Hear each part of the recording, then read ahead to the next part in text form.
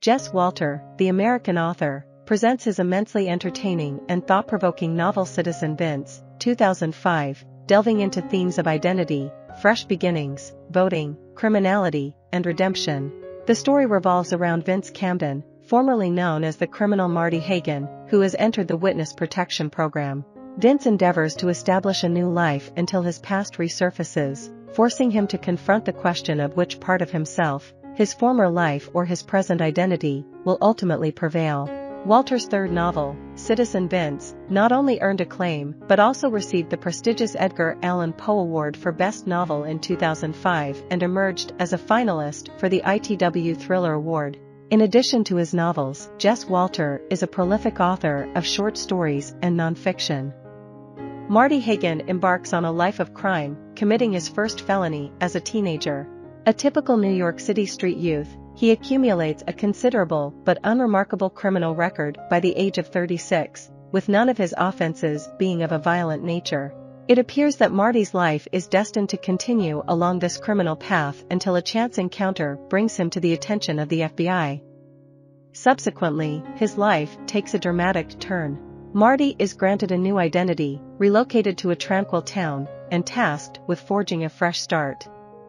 These details, however, emerge gradually through backstory. The narrative actually commences with Vince's more sedate existence following his transformation. As Vince Camden, the former criminal finds himself in Spokane, Washington, a world apart from the bustling streets of New York. Vince secures a job as a donut maker and manager at the beloved Donut Make You Hungry shop. This slower-paced life allows Vince the opportunity for a relationship, as he becomes romantically involved with Betty, a former prostitute striving to rebuild her life and attain a real estate license. In this new setting, Vince unexpectedly develops an interest in politics and other matters he never thought would capture his attention. In 1980, Vince arrives in Spokane, just as the Reagan vs. Carter election looms 8 days away. This marks a significant moment for Vince because, as a former criminal, he had never been eligible to vote. However, now that his slate has been wiped clean, Vince eagerly prepares to exercise his civic duty for the first time.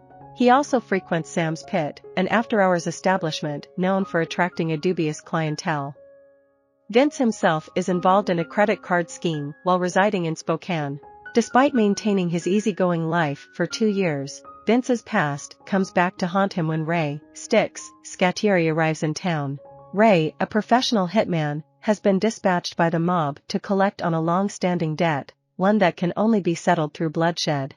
At this juncture in the narrative, Vince's criminal history becomes more defined. He has connections to the mob, but he also played a crucial role in providing the FBI with vital information, leading to his inclusion in the witness protection program. With his new life now tainted by the shadows of his old one, Vince must once again employ his wits to outmaneuver a system working against him.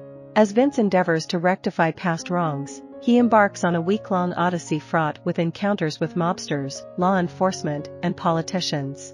In a comical twist, Vince weaves politics into his journey by engaging in discussions and debates with whomever he encounters. Despite the peril to his safety, he also decides to make a risky trip to New York to negotiate with the mob boss who ordered the hit on him and remains steadfast in his determination to cast his vote.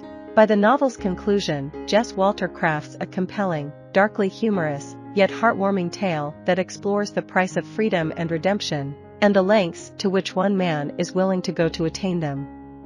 Jess Walter is a renowned author with a substantial body of work, including The Financial Lives of the Poets, Beautiful Ruins, Over Tumbled Graves, and Land of the Blind. He has also penned a collection of short stories titled We Live in Water and a non-fiction book titled Every Knee Shall Bow. I hope you enjoyed this video. Leave a like if you did and be sure to subscribe. Thank you.